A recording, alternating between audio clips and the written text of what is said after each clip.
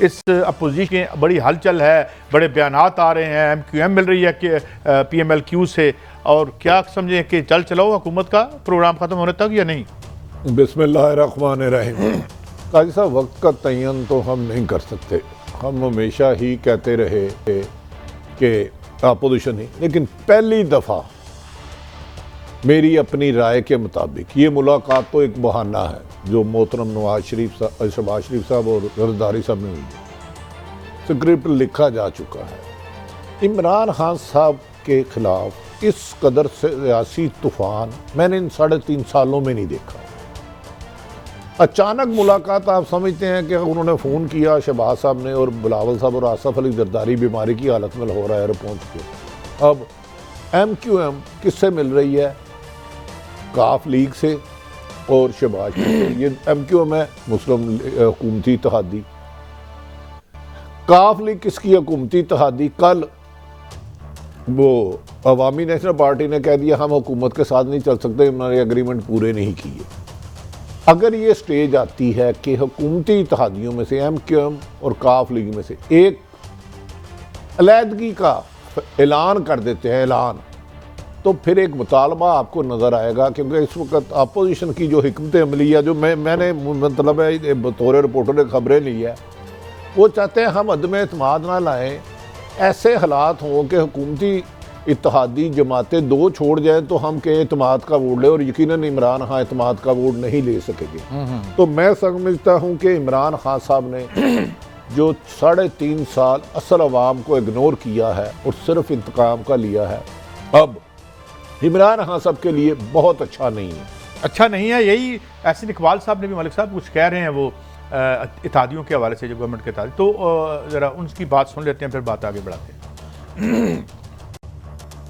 हलीफ जमातों में अब सोच बदल रही है यार? अभी हम इसके इशारे देख रहे हैं कि जो उनकी हलीफ जमातें हैं उनमें काफ़ी बेचैनी पाई जा रही है। वो राब्ते हुए हैं हलीफ जमातों के साथ? जी, हमारे राब्ते मुसलसल रहते हैं, हम मिलते रहते हैं, पार्लियामान के अंदर भी मिलते रहते हैं, बाहर भी मिलते रहते हैं। जी मलिक साहब, क्या आपके इशारे बता रहे हैं? कई साहब, मेरी तो जो इन्फॉर्मेशन मेरे पास है उसमें मुझे तो लगता है कोई इन रियलिटी हमारी अपोजिशन सारी भी हो जाए, आधी भी हो जाए, इनके पास कोई ऐसी पावर नहीं कि ये इमरान खान को नुकसान पहुँचाएँ। ये बेसिकली सारी तैयारी कर रहे हैं। ये जो एक प्रेशर बिल्ड हो रहा है, इसके पीछे बहुत बड़ा प्रेशर बल्दियाती इलेक्शन का भी है। अब देखें, सिंपल सी लॉजिकल बात है, काफ लीग ने पिछले महीने कहा जी कि इमरान खान साहब खुदा का वास्ता नवाज शरीफ को भूलें, कुछ करें। मतलब क्या है कि हमें प्रेशर, हम लोगों के पास नहीं जा सकते। MQM ने कहा अब हम चल नहीं सकते, बाप वालों ने कहा अब हम आपके साथ नहीं चल सकते, जितने भी इत्तेहादी हैं। भाई अगर आपके साथ ये इतने बुरे इमरान के हालात हैं तो आप पहले सेनेट पे जाएं, सेनेट के चेयरमैन को फारग कर दें, 2 मिनट का काम है, वहाँ आपकी अक्सरियत है। अच्छा, अब चलते हैं कौमी असम्बली में, वहाँ आपका स्पीकर बैठा हुआ है, चलें बड़ा शोर डालते हैं जी 40 लोग PTI के हमारे साथ हैं। अगर 40 लोग आपके साथ हैं, उसमें 20 भी उस दिन छुट्टी कर लेना, कुछ भी नहीं उन पर ला लगता, आपका स्पीकर 1 मिनट में बदल जाता है। तो मुझे लगता है ये सारे अलाइनमेंट कर रहे हैं। एक्चुअली हालात इमरान पे दबाव डाला जा रहा है, और सबको एक बात का पता है कि इनके पास, किसी के पास वो ना पॉलिटिकल पावर है, ना वो सोच है, ना अवाम है, ये हुकूमत ही बदल सकते। हाँ, कोई इशारा आ जाए तो उसके लिए तैयारी हुई भट्टी साहब से, फिर एग्री कर दो, इन्होंने तैयारी की है। चले, कुछ इशारे की बात करने से पहले भट्टी साहब जरा खाकान अब्बासी साहब को सुन लीजिएगा। शायद खाकान अब्बासी साहब, हमारा मुल्क इस वक्त आइन के मुताबिक नहीं चल रहा, गैर आइनी मुदाखलत हमारे निजाम के अंदर। जब ये बैसाखियां हटेंगी, आप यकीन करें 24 घंटे के अंदर अदम एतमाद हो जाएगा। मैंने पहले भी कहा है, कम से कम 22 PTI के MNAs को मैं जानता हूं जो इस जमात के साथ नहीं चलना चाहते। वो ये कहते हैं अगर PTI के टिकट पर अपने हल्के में गए, हमें वोट नहीं पड़ेगा, हमें कामयाबी नहीं होगी, हमारी सियासत खत्म हो जाएगी। तो भट्टी साहब, ये बैसाखियाँ सिर्फ PTI की यानी मलकियत में है? देखिए, बदकिस्मती है, जो भी हुकूमत आती है वो अवामी ताकत की बजाय बैसाखियों के सहारे पे चलती है। अगर आप पिछले माजी की कोई 30 सालों की हुकूमत देखें, 30 सालों की हुकूमत, अवाम की सियासी जमातें अवाम को अवाम समझते ही नहीं। वो जानते हैं ये अवाम वोट भी दे दे तो हम नहीं आ सकते। शाहिद हकान अब्बासी साहब 18 या कितने कह रहे हैं मुझे नहीं पता, 22 कह रहे हैं, 22 का मुझे नहीं पता। 4 लोगों से मेरी PTI लोगों के बात हुई है जिन्होंने तस्दीक किया कि हमारी शहबाज साहब से बात हो गई। 4 लोग MNA से मेरी बात क्या होता है। लेकिन मेरे ख्याल में जो शाहिद हकान अब्बासी साहब ने अमूमन अगर कोई न्यूट्रल हो जाता है तो 72 घंटे भी इमरान खान साहब की हुकूमत नहीं रहेगी। देखना ये है, आप मुझसे ज़्यादा बेहतर जानते हैं, MQM या काफ लीग हुकूमत पर 1000 दफ़ा में एतमाद कर चुके हैं लेकिन छोड़ते नहीं, फिर रेस्क्यू करना आ जाते हैं। अब जो सुना था कि IMF का जो बिल था वो हुकूमत ने मंजूर करा लिया, क्योंकि अगर वो IMF का बिल मंजूर ना होता तो आपके कर्जे मज़ीद रीशेड्यूल नहीं होने थे। तो अब इमरान खान को असल झटका लगता है, ये सह जाते हैं, बर्दाश्त कर लेते हैं, मैनेज कर लेते हैं, वो मुझे नहीं पता, लेकिन इस दफ़ा थ्रेड खासा है। और ये दोनों तीनों मुलाकातें जो कल होनी है चौधरी शुजात साहब परवेज़ इलाही साहब से MQM की और शहबाज शरीफ से, इससे पहले मामला काफ़ी हद तक तय हो चुके हैं। अपोजिशन और हुकूमत की इत्तेहादी जमातें, और इस वक्त जो सबसे ज़्यादा मुतरक है वो है इस मोहतरम जहांगीर तरीन साहब। हाँ, उनकी भी मुलाकात कोई हुई है पंजाब की किसी शख्सियत से?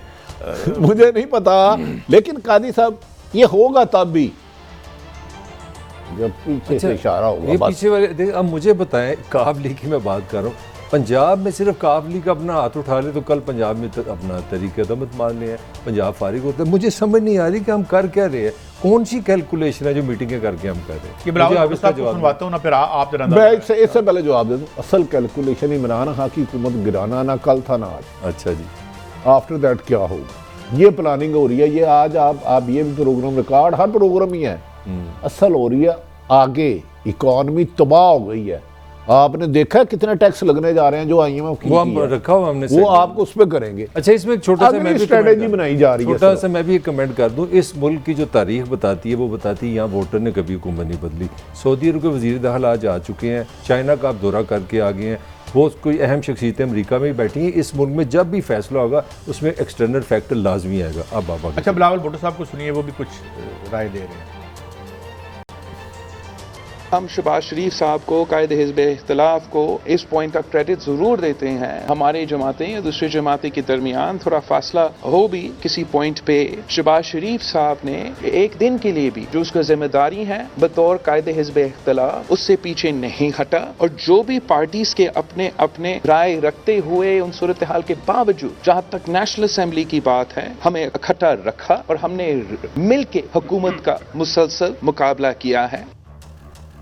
तो ये न्यू फाउंड लव है या कि दोबारा से मोहब्बत आ गई है, बीच में लड़ाई, पेट फाड़ना, ये वो क्या लग रहा है? नहीं, ये अंदर सिंध में बड़ा प्रेशर है। आपको भट्टी साहब ने इतनी डिटेल दी, एक छोटी सी एक चीज़ मैं भी ऐड कर दूँ। मौलाना फजल रहमान भी मिले MQM से, तो MQM सिंध में इनके खिलाफ खड़ी हो गई है। मौलाना एक थ्रेट बन के जा रहे हैं सिंध में जमात इस्लामी इनके खिलाफ है, तहरीक इंसाफ इनके खिलाफ है, नून इनके खिलाफ है। मुझे लगा कि जरदारी साहब हैं तो पावर के प्लेयर ना, उनको ये समझ आ गई कि इन सिंध को भी अब नहीं बचा सकते, लिहाजा इसीलिए वो किन से मिल रहे हैं, मुस्लिम लीग नून और मुस्लिम लीग काफ। कल काफ से मिल रहे हैं, परसों उन्होंने खाना खा उनकी लिया। इतनी इनरोड्स नहीं है ना। नहीं, अब वो जो मेरा आर्गूमेंट मैं कर रहा हूँ, जो जरदारी के ज़िम्मे एक सिक्योरिटी थी ना कि अंदरूनी सिंध मेरी जेब में है, सिंध कहीं नहीं जाता, अब वहाँ पे भी थ्रेट आ गई है। ये वजह है पीपल्स पार्टी दोबारा वापस। थ्रेट क्या आई है? थ्रेट आई है कि सारे पॉलिटिकल फोर्सेस आपके खिलाफ है जी। आप सिंध में एक पॉलिटिकल पार्टी निकालें, MQM आने लगी है कराची, उन्होंने मेरा हाल फैसला कर लिया कि वो तरीक इंसाफ के नीचे नहीं रहेंगे। अगर MQM एक्टिव होती है, बाकी पार्टी एक्टिव होती है तो सिंध निकल जाएगा अपना जरदारी साहब के हाथ से। पंजाब कोई सोच सकता था नवाज शरीफ के हाथ से निकल जाएगा, ये निकला है ना, यही आर्गूमेंट वहाँ गया। अच्छा, तो अगर ये हाँ जी भट्टी साहब, ये अगर सिंध निकल रहा है तो सिंध किसके पास जा रहा है और पंजाब किसके पास जा रहा है? सिंध निकल ही नहीं रहा। जरदारी साहब ने बहुत ज़्यादा एफर्ट्स की कि अल्टरनेटिव ने हो। शहबाज शरीफ बहुत ज़्यादा अहम हो चुके हैं। अब देखें, बिलावल भुट्टो साहब शहबाज साहब की तारीफ़ कर रहे हैं, बहुत ज़्यादा अच्छी बात है। हर बिल तो हुकूमत ने मंजूर करा ली है, ये तारीफ़ क्यों कर रहे हैं? सिर्फ मुझे ये कॉमन सेंस है। IMF जरा कह रहे थे कि मुल्क की खुद मुख्तारी बेच दी, मुल्क का एक दिन दिल मिलता है, अगले दिन पेजार हो रही होती है। जहां से करंट आता ना, जब पीछे से 440 वोल्ट का करंट आया ना, सारी चीजें तो फिर उन करंट के इंतजार करते हैं। शहबाज शरीफ साहब सप्लाई हो चुकी है, शहबाज साहब तक आ गई है। मेरी इतला है नवाज शरीफ ने भी शहबाज शरीफ साहब को टोटल फ्री हैंड दे दिया कि भाई हमारी इदारों से टकराव की पॉलिसी नाकाम हो चुकी है।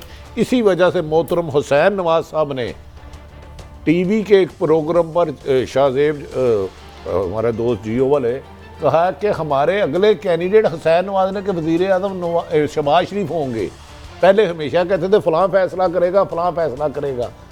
बातें चल पड़ी हैं, इसका एंड क्या होता है मुझे नहीं पता, क्योंकि पाकिस्तान में कल क्या होना है ये कुछ नहीं कह सकता। वो एस्टेब्लिशमेंट समझ गई है कि इनके दिल कुल्ली तौर पर साफ हो चुके हैं और मोहब्बतें बढ़ चुकी हैं। जरा सुनिए शहबाज शरीफ साहब क्या कह रहे हैं। आप दोनों के पॉलिटिकल क्लैशेस थे, भाई साहब के भी और आपके क्लैशेस थे पॉलिटिकली, और आप लोग मैं बीच में खड़ा हूँ ना भाई, मैं बीच में खड़ा हूँ, मैं बीच में दिल जुड़ गए हैं, दिल जुड़ गए हैं।